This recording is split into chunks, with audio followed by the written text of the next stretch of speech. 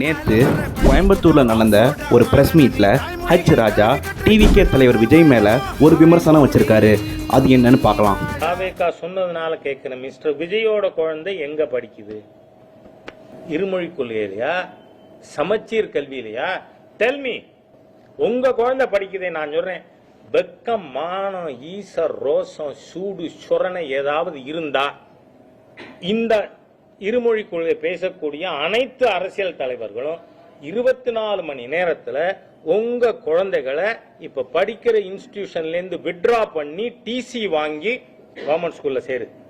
அப்ப நீங்க யோக்கியமானவர்கள், நேர்மையானவர், நல்லவர், மக்கள் நலம் விரும்புவர் அப்படின்னு நான் ஏத்துக்கிறேன்.